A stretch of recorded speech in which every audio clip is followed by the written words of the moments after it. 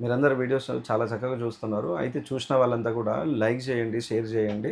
ఒకవేళ షేర్ చేయడానికి మనసొప్పుతలేదు అనుకుంటే, నేను చెప్పినటువంటి విషయాలన్నీ కూడా మీరు విన్నారు కదా!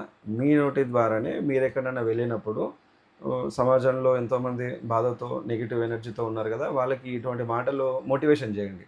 అట్లాగా మంచి వెళ్ళినా కూడా నేను సంతోషిస్తా. ఒకవేళ అట్లాగా నేను మీ వీడియో షేర్ చేయలేదు. కానీ మీరు చెప్పిన విషయాలన్నీ విని, నేను డైరెక్ట్‌గా నా వాయిస్ తోటి వేరే వాళ్ళకి మోటివేషన్ చేసిన అన్నవాళ్ళు ఎవరన్నా ఉంటే కామెంట్‌లో పెట్టండి. ఎందుకంటే నేను కనీసం ఈ అంటే నా సొంత నోరుతో మీ మాటలను అక్కడ షేర్ చేయడం జరిగింది అని ఆ మంచి పని చేసినామన్నా కూడా సమాజానికి ఈ సోషల్ మీడియా ద్వారా ఈ మంచి జరుగుతుందని నేను కొంచెం సంతోషపడడానికి చాలా అవకాశం ఉంటది.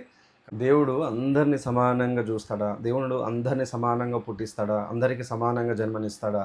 మరి అట్లాగిస్తే సమాజంలో ధనికులు, పేదలు, కష్టాలొచ్చి కష్టాలు భరించలేక ప్రాణాలు కోల్పోయేవాళ్ళు, అలాగే అకాల మరణాలు, మంచిగా ఉన్నా గూడా తొందరగా మరణం రావడము, అట్లాగే కష్టపడేవాడు చిన్న చిన్నగా కష్టపడుతూ వాడు ధనికుడు కావడం, ధనికుడు తన యొక్క బుద్ధి బాలేక భోగాలకు అలవాటైపోయి వాడు రోడ్డు పాలు కావడం. ఏంటిది ఇదంతా విచిత్రము? అంటే ఇది సృష్టి ధర్మం అంతే. తన పూర్వజన్మ కర్మని అనుభవిస్తూ, కష్టాలు అనుభవిస్తూ ఉంటాడిప్పుడు. అయితే అది కొంచెమైతే మనిషి తన స్వభావం ద్వారా కూడా తన జీవితాన్ని పాడు చేసుకుంటున్నాడు. ఇప్పుడు చెడ్డ స్వభావం ఉంది. స్వభావం అంటే ఏదో కాదు వ్యక్తిత్వం. చెడ్డ స్వభావం ఉన్నప్పుడు ఖచ్చితంగా కష్టాల పాలవుతాడు. ఖచ్చితంగా నాశనం అవుతాడు. ఎన్నో దెబ్బలు తాకుతాయి. జీవితంలో విజయం అనేది అతనికి లభించదు. ఎప్పుడు కూడా డిప్రెషన్ పర్సన్ అయితాడు. అట్లాగే ఒకవేళ మంచి స్వభావం ఉన్నవాడైతే నిదానంగా ఆలోచన చేస్తాడు. ఇప్పుడొచ్చే కష్టాలన్నీ కూడా తాత్కాలికమే. ఇప్పుడు కష్టపడితేనే తర్వాత మనం అభివృద్ధి అయ్యి చివరిలో విజయం సాధిస్తామనే మూల సూత్రాన్ని తన మైండ్‌లో, మనసులో పెట్టుకొని పనిచేస్తూ ఉంటాడు. కాబట్టి ఇక్కడ తారతమ్యం ఏందంటే మనిషి యొక్క స్వభావమే. మీరు అది ఖచ్చితమైనదని ఏ విధంగా నిర్ణయం చేసి చెప్తారంటే, ఇప్పుడు ఒక కరెంట్ ఉంది. ఆ కరెంటుని ఒక వెలుతురిచ్చే లైట్‌లోకి పంపిస్తే అది వెలుతురిస్తది. అదే కరెంటుని ఒక ఫ్యాన్‌కి పంపిస్తే గాలినిస్తది. అదే కరెంటుని ఒక ఫ్రిడ్జ్‌కి పంపిస్తే చల్లదనాన్ని ఇస్తది. అట్లాగే అదే కరెంటుని ఒక ఇప్పుడున్న జనరేషన్‌లో ఎలక్ట్రిక్ వెహికల్స్ ఉన్నాయి గదా! దానికి పంపిస్తే ప్రయాణం చేయడానికి దానికి శక్తినిస్తది. ఇక్కడ వాడేది కామన్ పాయింట్ ఏంది? కరెంటే. ఇదే కరెంటు 4 వస్తువుల్లో ప్రసరిస్తుంది. కానీ కరెంట్‌కి వెలుతురిచ్చే స్వభావం ఉందా? లేదా కరెంట్‌కి బండి నడిపే స్వభావం ఉందా? లేదా కరెంట్‌కి గాలినిచ్చే స్వభావం ఉందా? ఇక్కడ కరెంట్‌కి లేదు ఆ స్వభావం. ఆ స్వభావము వస్తువులకుంది. ఒక లైట్‌కి వెలుతురిచ్చే స్వభావం లైట్‌కే ఉంది. ఒక ఫ్యాన్‌కి గాలినిచ్చే స్వభావం ఆ ఫ్యాన్‌కే ఉంది. కానీ దాని లోపటున్న శక్తి మాత్రం కరెంట్. అట్లాగే మనిషి గూడా లోపటున్న దైవిక శక్తి, జ్ఞానము, విచక్షణ భగవంతుడిచ్చింది. అది తన లోపటికి ఇచ్చిండు. కానీ మనిషి ఎట్లాగైతే లైటు, ఫ్యాను, ఆ ఎలక్ట్రిక్ వెహికల్స్ తమ యొక్క స్వభావాన్ని చూయించినాయో, మనిషి కూడా ఆ ఎటర్నల్ పవర్ అంటే భగవంతుడిచ్చిన ఆ శక్తిని, జ్ఞానాన్ని, విచక్షణని సరిగ్గా వినియోగించుకొని మంచి స్వభావంతో అంటే తన యొక్క మంచి స్వభావంతో ముందుకు వెళితే చాలా బాగుంటుంది. అయితే ఇక్కడ స్వభావం చెడ్డదుంది కాబట్టి జీవితం కష్టాల పాలవుతుంది. ఎందుకంటే మంచి స్వభావంతో బ్రతకడం అంటే చాలా కష్టమైన పని. ఎందుకంటే ధర్మంగా ఉండాలి, న్యాయంగా ఉండాలి, కష్టపడాలి, షార్ట్ కట్స్ వెతకొద్దు. ఇట్లా చాలా ఉంటాయి. మంచి స్వభావం మెయింటైన్ చేయడం అనేది చాలా కష్టమైనటువంటి పని. మరి ఆ మంచి స్వభావం రావాలంటే కొన్ని సాధనలున్నాయి. అందుకే చెప్తాం కదా! భగవంతుని ధ్యానం చేయడము, మెడిటేషన్ చేయడము, తల్లిదండ్రులకు సేవ చేసుకోవడము, మేలు కోరడము, సాధు జంతువులని మంచిగా చూడడం. ఇటువంటివన్నీ కూడా మన ధర్మశాస్త్రాలు చెప్తూ ఉన్నాయి. అటువంటివన్నీ చేస్తూ ఉంటే మనిషికి ఖచ్చితంగా మంచి స్వభావం, వ్యక్తిత్వం నిర్మాణం అవుతుంది. ఆ నిర్మాణం తన జీవితానికి విజయాన్ని సాధించేదాకా అండగుంటుంది. కానీ చెడ్డ స్వభావంతో ఉన్నవాడే కష్టాలు అనుభవిస్తున్నాడు. వాడే ప్రతిసారి చెడ్డ స్వభావంతో ముందుకు వెళ్తాడు. విజయం రాకపోయే వరకి నాకే ఎందుకు ఇలా జరుగుతుంది? నాకెందుకు కష్టం వచ్చింది? నా జీవితమే ఈ విధంగా ఉంది అని చెప్పేసి తన పైన తాను ఏడ్చుకుంటూ ముందుకు వెళ్తూ ఉంటాడు. కాబట్టి ఇక్కడ కరెంట్ కామన్ పాయింటు. కానీ వస్తువుల స్వభావం బట్టి ఒకటి వెలుతురిస్తుంది, ఒకటి గాలినిస్తుంది, ఒకటి ప్రయాణం చేస్తున్నాం. అట్లాగే భగవంతునిచ్చిన జ్ఞానము, పుట్టుక, అట్లాగే విచక్షణ, కామను కానీ మనిషి తన యొక్క చెడ్డ స్వభావంతోటి కష్టాల పాలవుతున్నాడు. కాబట్టి దీనిలో చెప్పడానికి పెద్ద సూత్రాలు ఏం లేవు. కామన్‌గా నువ్వే ఒక 2 నిమిషాలు ప్రశాంతంగా కూర్చొని నీ జీవితం గురించి ఆలోచన చేస్తే, నా మంచి స్వభావాలేంది? నా చెడ్డ స్వభావాలేంది? నేను ఏ విధంగా వెళ్తున్నా? నా వ్యక్తిత్వం ఎటువంటిది? నేను వెళ్ళేటటువంటి మార్గం సరిగ్గానే ఉందా? ఒకవేళ సరిగ్గా లేకపోతే ఏం తప్పులున్నాయి? అవి ఎట్లా సరిగ్గా చేసుకోవాలా?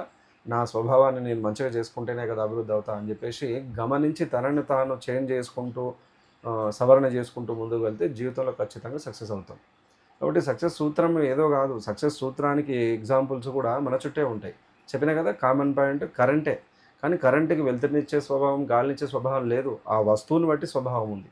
మనిషి కూడా అంతే. దేవుడిచ్చిన శక్తిని తీసుకొని చక్కగా మంచి స్వభావంతో ముందుకు వెళ్తే బాగుపడతాడు. కానీ ఎట్లాగైతే ఆ వస్తువులు తమ తమ స్వభావం చూయించినట్టు మనిషి కూడా తన లోపట ఉన్నటువంటి మంచి స్వభావాన్ని పక్కకు పెట్టి చెడ్డ స్వభావంతో, చెడ్డ ప్రవర్తనతో, చెడ్డ అలవాట్లతో, చెడ్డ వ్యసనాలతో జీవితాన్ని పాడు చేసుకుంటూ కష్టాలు బాగా ఎక్కువైపోయినప్పుడు భగవంతుడిని ఎందుకు నా జీవితం ఈ విధంగా చేసినావు దేవుడా? నువ్వు సమానంగా చూడవు అందరిని, నన్ను ఎందుకు ఈ విధంగా పుట్టించినావు అని చెప్పేసి అంటాం. అయితే మనం కష్టాలు అనుభవించడానికైనా, సుఖాలు అనుభవించడానికైనా, కర్మ చేయడానికైనా పూర్వజన్మ కర్మ కొద్దిగా ఉంటుంది. మంచి స్వభావము, చెడ్డ స్వభావంపై కూడా మన జీవితం ఆధారపడి ఉంది. కాబట్టి అదొక 50% అయితే ఇదొక 50%. పూర్వజన్మ కర్మ నుంచి ఒక 50% నువ్వు మంచిగా ఉంటే మంచి రిజల్టే ఉంటుంది. మంచి స్వభావంతో ముందుకు వెళ్తే కొంచెం సేవ్ చేస్తుంది. కానీ మన నడవడిక, మన వ్యక్తిత్వం, మన స్వభావం పైన ఆధారపడి ఉంది. కాబట్టి కరెంట్ కామన్, వస్తువులు తమ స్వభావం చేస్తాయి. అలాగే దైవిక శక్తి కామన్, దేవుడు చూసేది అందరిని సమానంగానే. కానీ మనిషి తన యొక్క స్వభావంతోటి తన జీవితం ఏ విధంగా వెళ్ళాలనేది నిర్ణయించుకుంటున్నాడు. కాబట్టి మనం ఎప్పుడు కూడా దైవాన్ని దూషణ చేయొద్దు. ఆయన మానవ జన్మ ఇచ్చిండు, చక్కగా రావాలి. మన కర్మలు ఏమున్నాయో మన కర్మలు చేస్తూ, సత్కర్మలు చేస్తూ ముందుకు వెళ్ళాలి. జీవనం కొనసాగిస్తుండాలి. సాధ్యమైనంత వరకు వేదసారం పరోపకారం. కాబట్టి సమాజం హితం కోరుతూ ఉండాలి. ఆ సమాజంలో మన కుటుంబం కూడా ఉంటుంది కాబట్టి మన కుటుంబము, మనము, సమాజము అన్నిటిని కూడా చూసుకుంటూ ముందుకు మంచి స్వభావంతో ముందుకు వెళ్తే జీవితంలో ఖచ్చితంగా సక్సెస్ అవుతాం. కాబట్టి ఇది ఆలోచన చేసి మీ స్వభావం ఏమైనా అటు ఇటు ఉందా అనేది ఆలోచన చేసుకొని సరి చేసుకోండి. నన్ను అడిగితే ఒక పేపర్ తీసుకొని చక్కగా మంచి, చెడు అని రాయండి. నీ లోపట ఉన్న మంచి పాయింట్స్ రాయి, నీ లోపట ఉన్న చెడ్డ పాయింట్స్ రాయి. పర్సంటేజ్ ఇది ఎన్ని పాయింట్స్ ఇక్కడ మంచిగున్నాయి, ఇక్కడ ఎన్ని పాయింట్స్ ఇక్కడ చెడ్డగున్నాయి చూసుకొని అప్పుడే నువ్వు వెళ్ళే మార్గము, నీ స్వభావం అనేది తెలిసిపోతుంది.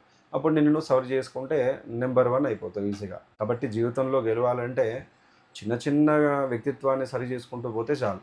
కాబట్టి పెద్ద పెద్ద పుస్తకాలు, పెద్ద పెద్ద ఇట్లా వీడియోస్, ప్రవచనాలు చూడాల్సిన పనేం లేదు. నీ జీవితంలో జరిగిన మంచి సంఘటనల్ని నువ్వు జ్ఞాపకం చేసుకున్నా కూడా నీ వ్యక్తిత్వం మళ్ళీ మంచి దారిలోకి వస్తుంది. కాబట్టి నిన్ను నువ్వు అట్లా చేంజ్ చేసుకో, నీ స్వభావాన్ని మంచిగా చేసుకో, నీ వ్యక్తిత్వాన్ని మంచిగా చేసుకో. జీవితంలో ఖచ్చితంగా నువ్వు మొదట్లో కష్టాలు ఉంటాయి కానీ మొదట కష్టపడినవాడు చివరిలో సుఖపడతాడు, మొదట సుఖపడినవాడు చివరిలో కష్టపడతాడు. కాబట్టి పెద్ద సూత్రం ఏం లేదు. ఖచ్చితంగా దేవుడు అందరినీ సమానంగా చూస్తాడు. విశ్వానికే పెద్ద. ఆయన మీద మనం కోపం తెచ్చుకోవడం వల్ల ఏం ఫరక్ ఉండదు ఆయనకి. కాబట్టి ఆయన మీద ఆధ్యాత్మికతగా, భక్తితో ముందుకు వెళ్తూ ఆయన ద్వారా వచ్చే పాజిటివ్ ఎనర్జీ మన జీవితంలో ఉపయోగించుకుంటూ మనం చక్కబరుచుకోవాలి.